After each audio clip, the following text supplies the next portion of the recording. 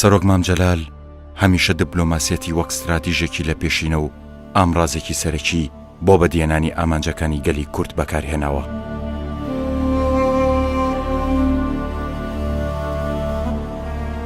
لە پەنجاکان و شەستەکانی سەدەی ڕابردوودا سەرۆک مامجەلال وەک نوێنەری سەرکردایەتی کورد چەندین ئەرکی دیپلۆماسی لە وڵاتانی ئەوروپا و خۆرهەڵاتی ناوەڕاستدا گرتوۆتە ئەستۆ لە پێناو دەستەبەرکردنی پشتگیری وڵاتانی جیهان بۆ دۆزی کورد.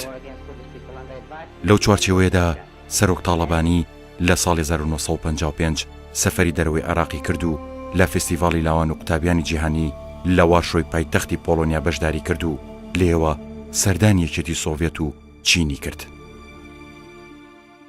دواتر لە ساڵی 1957 سەفەری سووریای کرد و لێوەشۆ چووە مۆسکۆ بۆ بەشداریکردن لە فستیڤاڵی لاوان و قوتابیاندا.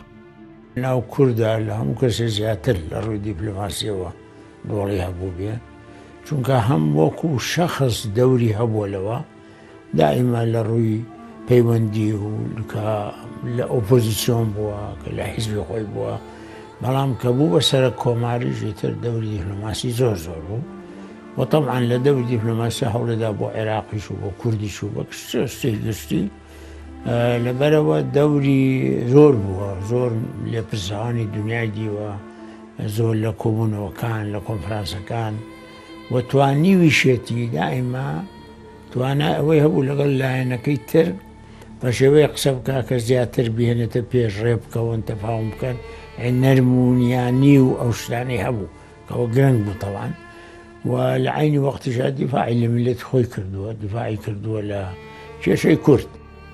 ساڵی 1963 سەردانی کۆماری میسری کرد و لێوە چاوی بە جەمال عەبدوڵناسر کەوت، پاشان بەرەو جەزایر بەڕێکەوت و لەگەڵ ئەحمەد بن بێلا کۆبۆ و لە هەمان ساڵیشدا سەرۆک تاڵەبانی بە نوێنەرایەتی شۆڕشی کوردستان هەوڵەکانی خستەگەر بۆ ناساندنی کێشەی کورد و خستنە ڕووی بارودۆخی کوردستان و کۆکردنەوەی هاوکاری بۆ شۆڕش.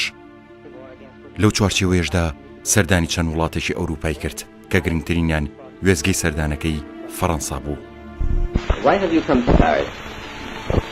I was in Cairo to meet President Nasser, and when I went there in my way to Baghdad, some of my friends in Baghdad contacted with me and told me that Iraqi government is preparing for aggressive war against Kurdish people, and they advised me to don't go to Baghdad.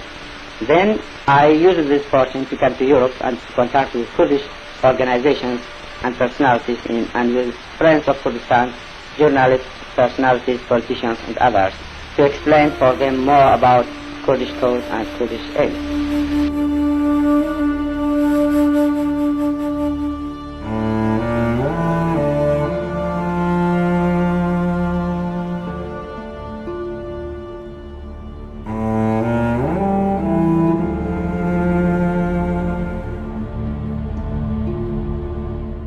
ساڵی 1967 بەشداری لە کۆڕی ئیشتراکیەکانی عەرەبی کرد لە جەزایر و لێکۆڵینەوەیکی بە پێزی پێشکەش کرد دەربارەی کێشەی کورد و شەرعیەتی بزوتنەوەی ڕزگاری خوازی گەلی کورد.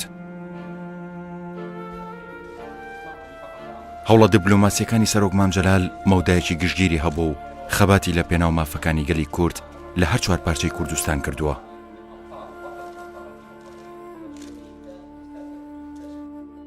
لە ساڵی 1993 سەرۆک مامجەلال لە دیدارێکدا لەگەڵ تورگود ئۆزال سەرۆکی ئەوسای تورکیا کێشەی کوردانی باکووریان تاوتۆ کرد و ئەو دیدارەش بە هەنگاوێکی گرنگ و ستراتیژی دانرێت بە ئاراستەی چارەسەرکردنی کێشەی کورد لە باکووری کوردستان کە بۆ هۆی ڕاگەیاندنی ئاگربەست لە نێوان پەکەکە و سوپای تورکیادا.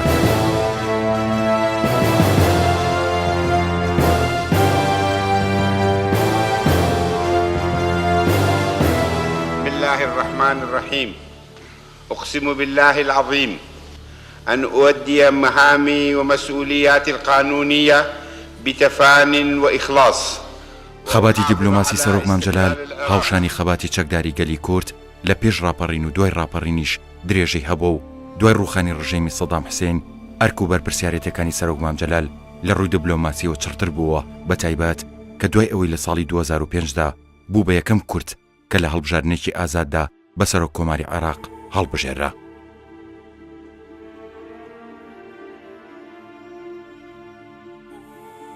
هەر لەو ساڵەدا سەرۆک مامجەلال لە میانی بەشداریکردنی لە کۆنگرەی گشتی نەتەوەی گرتوەکاندا بۆ یەکەم جار لە مێژوودا بە زمانی کوردی وتاری لەو بۆنە نێو دەوڵەتیە باڵایەدا پێشکەش کرد. بەڕێزان، سلاوی کۆمەڵانی خەڵکی کوردستانیش وەک بەشێک لە گەلی عێراق لە هەمووانتان دەکەم. مایشانە زیمانە کە کوردستانی عێراق و هەر وەک لە کاتی خەبات دژی دیکتاتۆریە قەڵای ئازادی خوازانی هەموو ئۆپۆزیسیۆنی عێراق بوو، ئەو هاش لە ڕووی تاقیکردنەوەی دیموکراسی و ئاوەدانکردنەوەەوە وە گەشە پێدانی ئابووری و کۆمەڵاتی فەرهەنگیەوە بۆتە نمونەیەکی زیندوو. ئەم ڕاستیە و ئەم ڕاستیە دەسەلمێنە کە خەڵکی ئازاد و دیموکرات ئەتوانن پێشڕەوی گەشە پێدانی هەموو هەمەلایەنەی ژیان بن.